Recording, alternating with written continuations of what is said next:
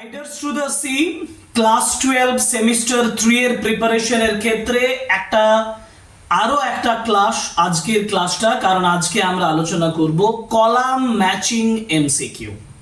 Column matching MCQ, column A column B match করতে হবে এবং এমসিকিউ কোয়েশ্চেন্স গুলো সলভ করতে হবে, সলিউশন দিতে হবে। আর সেটা দেব ডাফ এন্ড দত্তের যে কোয়েশ্চেন বাঞ্চ, তাতে যে কলাম ম্যাচিং এমসিকিউ গুলো রয়েছে সেগুলো আমি একেবারে প্রত্যেকটা ভালোভাবে বুঝিয়ে দেব, প্রত্যেকটা ম্যাচিং কেন হচ্ছে মিনিং সহ এবং টেক্সচুয়াল রেফারেন্স সহ আলোচনা করব। সুতরাং একেবারে প্রথম থেকে শেষ পর্যন্ত ক্লাসটা ফলো করো, আর রাইডার্স টু দ্য সি থেকে যে সকল কলাম ম্যাচিং এমসিকিউ আসতে পারে সেগুলোর প্রিপারেশনটা কমপ্লিট করে রাখো। অলরেডি আমরা ফিল ইন দ্য ব্ল্যাঙ্কস এর উপরে করেছি, যারা দেখোনি তারা ডেসক্রিপশন বক্স থেকে দেখে নেবে। অলরেডি সিম্পল এমসিকিউ করেছি, সেগুলোর লিঙ্কও দেওয়া আছে, দেখে নেবে ভালোভাবে। এখন কলাম ম্যাচিং এমসিকিউ নিয়ে আলোচনা করি, এবং আরেকটা কথা, বাকি যে স্পেশাল এমসিকিউ গুলো আছে সেগুলো ওয়ান বাই ওয়ান আমাদের ক্লাসগুলো আসবে। So stay with us and support us, okay? সুতরাং চলো শুরু করি the column matching MCQ from Riders to the C.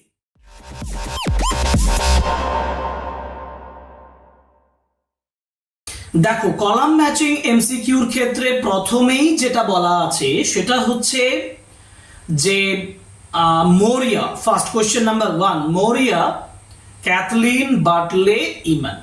এখন মোরিয়া মেকিং হল্টার, আগে ডান দিকের গুলো দেখি। মেকিং হল্টার, হল্টার মানে সেই যেটা দড়িটা তৈরি করছে, লাগাম তৈরি করছে ঘোড়াটার জন্য, সেটা কে করছে?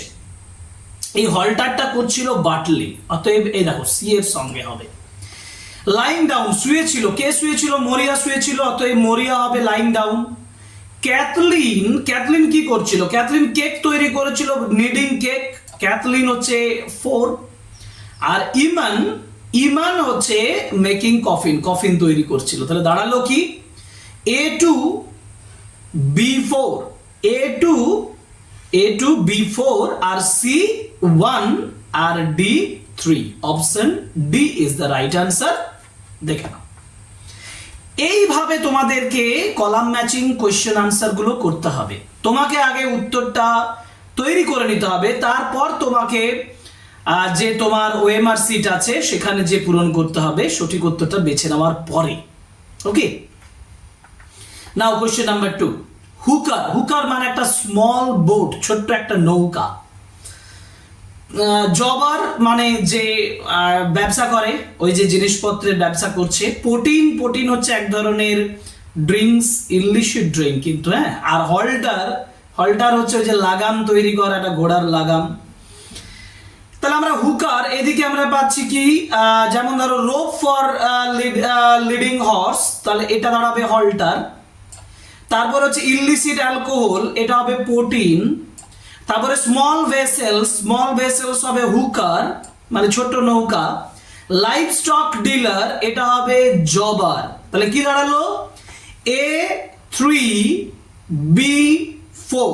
আচ্ছা দেখি, A3B4 আর C2 আর D1, তাহলে option B is the right answer. ঠিক আছে, okay. Next question, question number 3, তাই তো? কোয়েশ্চেন নাম্বার 3, কোয়েশ্চেন নাম্বার 3 তে বলেছে, বাঁ দিকের গুলো আগে পড়ি। Moria, বাটলে, Kathleen, Nora. ডান দিকে রেসপন্সিবল এন্ড কারেজাস, রেসপন্সিবল এবং কারেজাস ছিল বাটলে, দায়িত্ব সম্পন্ন এবং যথেষ্ট উৎসাহী, যথেষ্ট সাহসী, সে ছিল বাটলে। তাহলে বাটলেকে যদি আমি ধরি, ইনকুইজিটিভ টিনেজার, টিনেজার ছিল নোরা, নোরাই একমাত্র এখানে টিনেজার, সুতরাং নোরা হচ্ছে টিনেজার। এফেকশনেট মাদার, একজন সহানুভূতিশীল মা, কে? মোরিয়া, মোরিয়া হবে, মোরিয়া হবে অপশন 3। আর প্র্যাকটিক্যাল এন্ড হার্ড ওয়ার্কিং, সে হচ্ছে প্র্যাকটিক্যাল এবং হার্ড ওয়ার্কিং ক্যাথলিন। তাহলে দাঁড়ালো কি? A3B1 C4, A3B1 C4 আর D2। দেখো অপশন এ টা মিলছে, তাই না? Option A is the right answer. Next question number 4, question number 4 এ বলা আছে লেফট উইংটা দেখি আগে। পিগ উইথ ব্ল্যাক ফিট, কালো পা যুক্ত শূকর, গ্রে পনি, শিপ, ব্ল্যাক হ্যাগস। এখন আমরা ব্ল্যাক হ্যাগস গুলো পেয়েছিলাম, দেখবে ব্ল্যাক হ্যাগস হচ্ছে ফ্লাইং অন দ্য সি, সমুদ্রের উপরে ওড়া। তাহলে একটা ক্লু আমার কাছে আছে। পিগস উইথ ব্ল্যাক ফিট, এরা কি করছিল? এরা হচ্ছে রোপটাকে চিউইং করছিল, দেখো অপশন 4। গ্রে পনি কি করেছিল? বাটলেকে ঠেলে দিয়েছিল, অর্থাৎ knocked Bartley over into the sea. আর ship jumping on the rye, দাঁড়ালো কি A4 B1, A4 B1 C2 আর D3। Option D is the right answer, যেটা আমরা পেলাম। 5 ইগারলি, আগ্রহ সহকারে। কোয়েরুলাসলি, এটা হচ্ছে বিরক্তি সহকারে। আনস্টিডিলি মানে নড়বড়ে। কোয়াইটলি মানে শান্তভাবে। আনস্টেবলি মানে নড়বড় ভাবে, কোনটা বলেছিলাম? আনস্টেবলি, আনস্টিডিলি। ওকে। কিউরিয়াসলি আগ্রহ সহকারে। ইগারলি দেখো বলেছি। কামলি শান্তভাবে, কোয়াইটলি। ইরিটেবলি মানে বিরক্তি সহকারে, এটা হচ্ছে আনস্টেবলি, সরি কোয়েরুলাসলি। তাহলে দাঁড়ালো কি? দাঁড়ালো A2 B4 C1, A2 B4 C1 আর D3। Option B is the right answer. এই অপশন গুলো খুঁজে নেওয়াটা তোমার কাছে কিন্তু একটু যথেষ্ট স্ট্রেনুয়াস, মানে যথেষ্ট শ্রমসাধ্য একটা কাজ, ঠিক আছে? চলি পরের কোশ্চেন মানে কোশ্চেন নাম্বার 6, তাই তো? কোশ্চেন নাম্বার 6 এ কি বলেছে দেখো। কোশ্চেন নাম্বার 6 এ বলেছে বট, হোয়াইট বোর্ড, প্লেন স্টকিং, পট ওভেন। আচ্ছা, বট ফর মেকিং কফিন, কফিন তৈরি করার জন্য কি নেওয়া হয়েছিল? হোয়াইট বোর্ডস কেনা হয়েছিল, তাহলে বি। ইউজ ফর নিডিং কেক, কেকটাকে পাকানোর জন্য, মানে কেকটাকে তৈরি করার জন্য পট ওভেন দরকার ছিল, ওকে। আচ্ছা, পাসিং দ্য গ্রিন হেডের পাশ দিয়ে পেরিয়ে যাচ্ছে এই নৌকাটা, বোটটা, ওকে। নিটেড বাই নোরা যেটা নিট করছে সেটা হচ্ছে প্লেন স্টকিং, মানে প্লেন স্টকিংটাকে সে সেলাই করেছিল, অতএব C4। তাহলে দাঁড়ালো কি? A3 B2 C4, A3 B2 C4, A3 B1 বলছে কেন? হ্যাঁ B1 এই তো হচ্ছে, B1 এই হচ্ছে, সরি B1 C4 আর D2। তাহলে option A is the right answer, ঠিক আছে?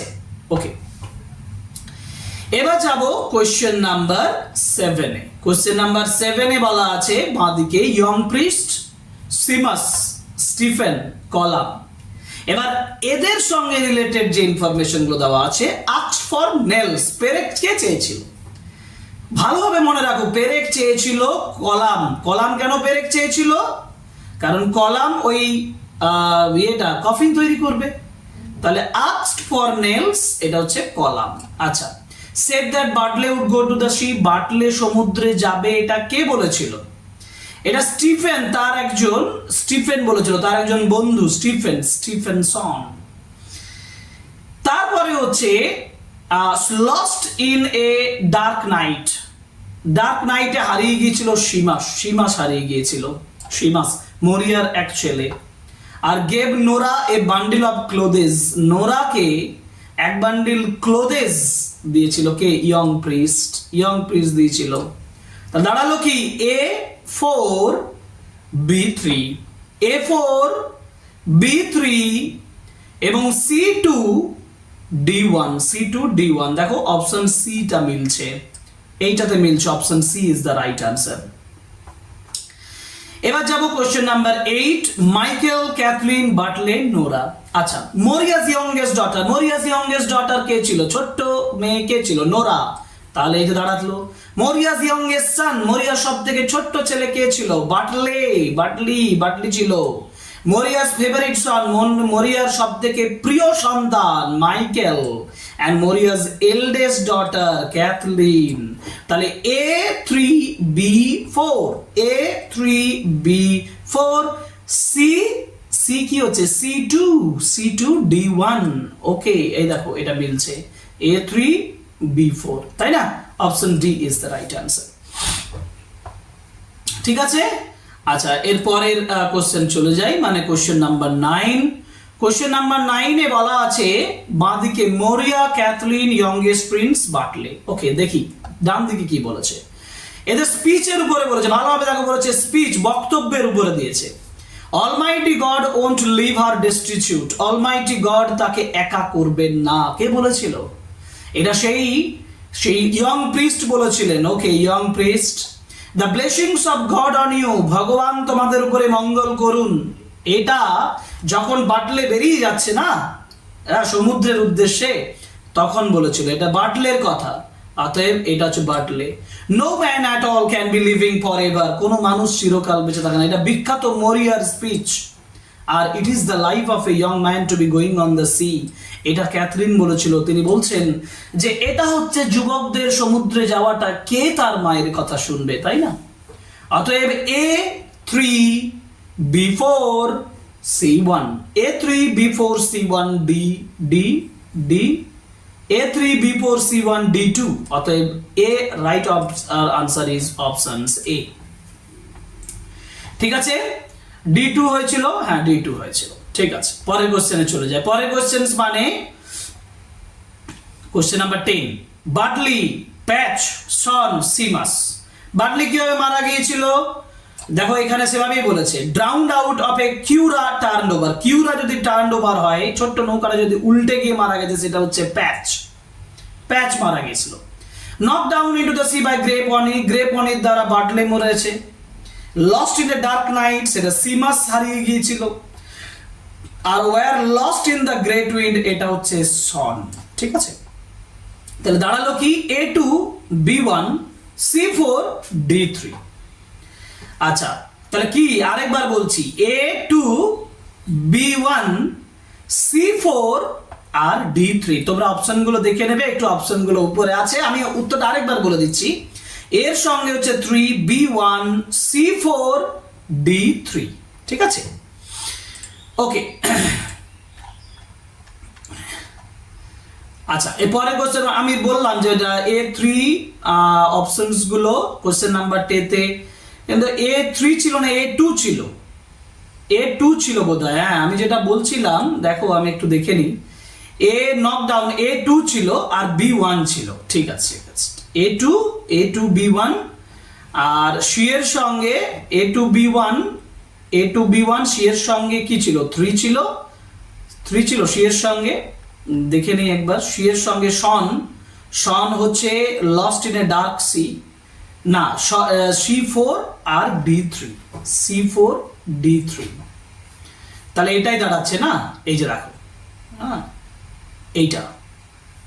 ওকে, option A, option A is the right. যাই হোক, ঠিক আছে, option A is the right answer.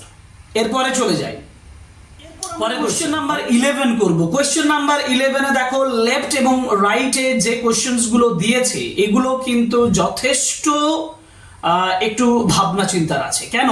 বাঁ দিকে আমাকে কয়েকটা ওয়ার্ড দিয়েছে, মরিয়া, দ্য সি, দ্য টাইটেল, ফ্যাটালিজম।